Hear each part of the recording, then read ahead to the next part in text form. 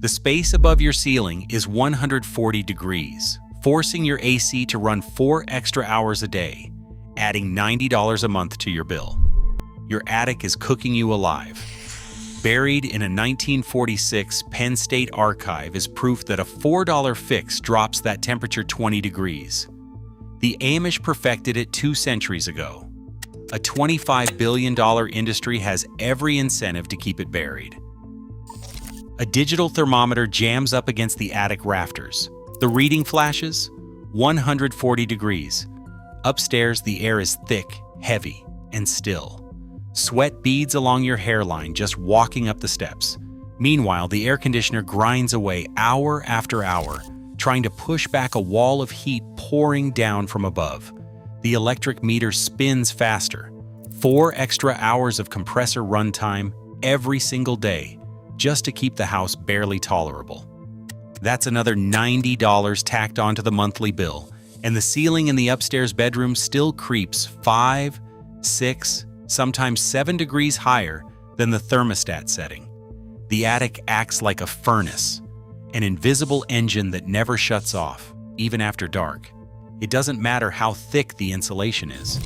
The heat seeps down through the drywall, raising the temperature of floors, walls, and every surface you touch.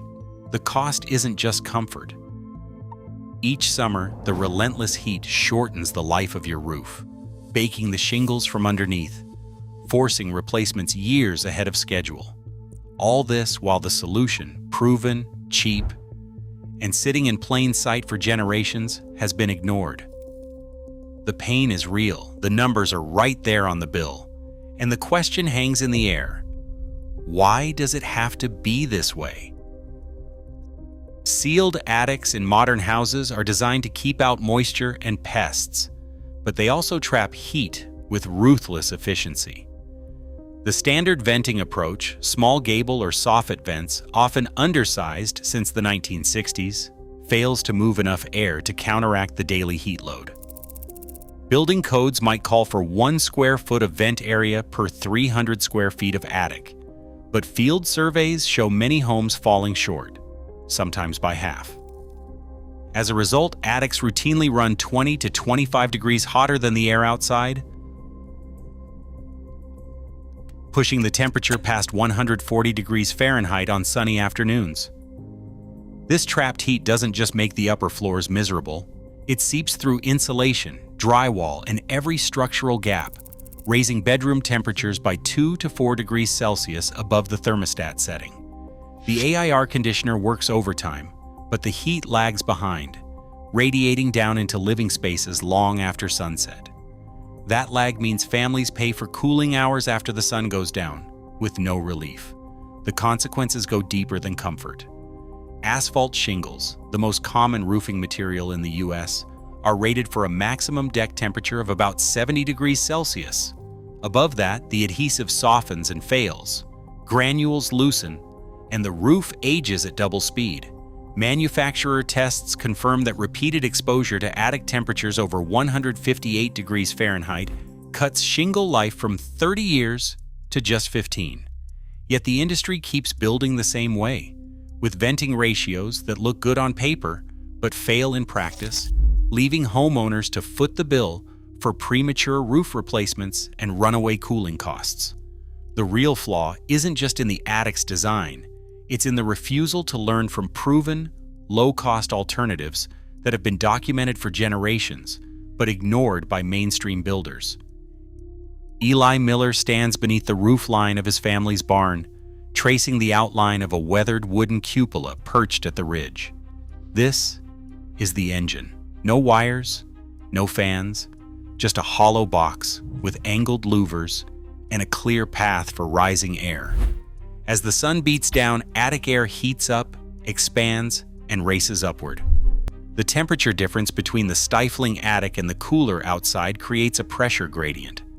Hot air, now lighter, pushes through the cupola's open shaft, escaping at a rate measured at 280 cubic feet per minute in field tests. Cooler air rushes in from below, replacing what's lost. The result is a steady, invisible draft that can lower attic temperatures by 13 to 15 degrees Fahrenheit compared to a sealed roof. Amish builders in Lancaster County began using cupolas around 1820. By 1845, the design had spread to Holmes County, Ohio, carried in builders' journals and family memory. The principle hasn't changed in 2 centuries. The stack effect, pure physics, documented in agricultural bulletins and builders' manuals, proven on working barns every summer. Eli's demonstration isn't theory, it's a living artifact, moving air and shedding heat with nothing but a difference in temperature and a path to the sky. A battered file box thuds onto the library table, and Ms. Peters, archivist and keeper of the unglamorous paper trail, slides out a stack of faded reports. The covers are stamped with university seals and dates that predate modern insulation by decades. She flips to a chart from 1943. University of Florida extension. Attic cupola installed, temperature drop recorded, 14 to 19 degrees Fahrenheit. Measured upstairs not just in theory but in the lived heat of a working farmhouse. The numbers are circled in blue pencil, a quiet rebuke to every builder who ever claimed passive cooling was wishful thinking. Another report, Penn State, 1946. Field tests on a Pennsylvania farmhouse, 15 to 20 degrees cooler under the same summer sun with nothing more than a cupola venting the attic. These documents sat for years in the Penn State University archives, gathering dust as energy bills climbed and air conditioners multiplied. Ms. Peters taps the margins, proof, not rumor, that the answer was measured, published, and shelved, while the country paid for mechanical fixes that never matched the old results. A single strip of untreated cotton muslin, less than $4 at any fabric store, fastened along the attic ridge, can change the entire thermal equation of a house. The installation takes an afternoon. Cut the strip to match the ridge length, staple it loosely beneath the roof peak, and leave a narrow gap for air to move. In a recent Indiana field test, a 30-foot muslin strip went up at noon. The attic thermometer, which had hovered at 122 degrees Fahrenheit, dropped to 104 degrees Fahrenheit within hours, a full 18-degree reduction. Airflow at the ridge measured 0.4 meters per second, enough to keep a sheet of paper fluttering. Downstairs, the bedroom temperature fell from 92 degrees Fahrenheit to 84 degrees Fahrenheit by late afternoon, with no change to the air conditioner setting. The muslin's hygroscopic fibers absorbed moisture overnight, then released it as the attic heated up, drawing heat from the air through slow, evaporative cooling. The result? A measurable, repeatable drop in both attic and living space temperatures, all for the price of a sandwich. No fans, no wiring, no hidden costs, just physics and a strip of cloth proven in real time. The money flows in a straight line from overheated attics to the balance sheets of 2 industries. U.S. HVAC contractors and manufacturers report an estimated $25 billion a year in revenue. Asphalt shingle sales pull in another $3 billion annually. Every degree of attic heat means more air conditioners sold, more service calls, and more shingles replaced long before their advertised lifespan. The cycle is so routine that it is built into the business model. Hotter attics drive up cooling demand and cut roof life in half, creating a reliable pipeline of profit with every summer heat wave. Yet the legal code is clear. The International Residential Code, Section R806.1, spells out the minimum: 1 square foot of vent area for every 150 square feet of attic. No requirement for fans, no mandate for expensive hardware, just airflow, by any means that meets the ratio. Tom Harris, a veteran building inspector, reads the clause out loud at a job site. His finger traces the code book. Cupolas, ridge vents, even fabric strips count if they allow air to move. The fix is not only legal, it has been hiding in plain sight for generations. The only thing standing between a $4 solution and a $4,000 repair is the decision to act or to keep feeding the pipeline. Tom Harris stands in the half-light of a new build, thumbing through a stack of roofing warranty documents. The language is plain, but the consequences are not. Every major shingle manufacturer, GAF, Owens Corning, CertainTeed, spells it out. If attic ventilation falls short, the warranty is void.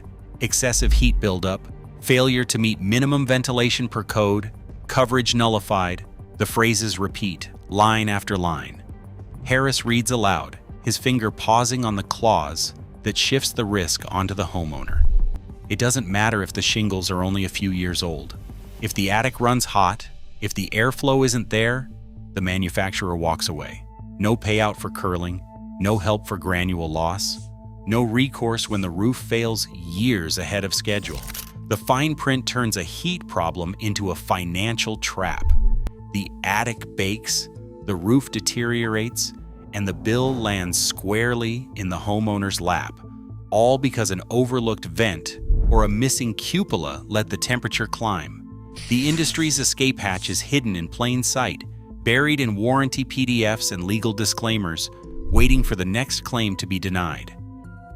Every summer, American attics reach 140 degrees Fahrenheit, wasting billions and cooking entire homes while $4 fixes gather dust in old blueprints. The choice is not between comfort and cost. It is between ignoring proof or demanding better design. Passive cooling is not nostalgia. It is overdue common sense. What will you choose next summer?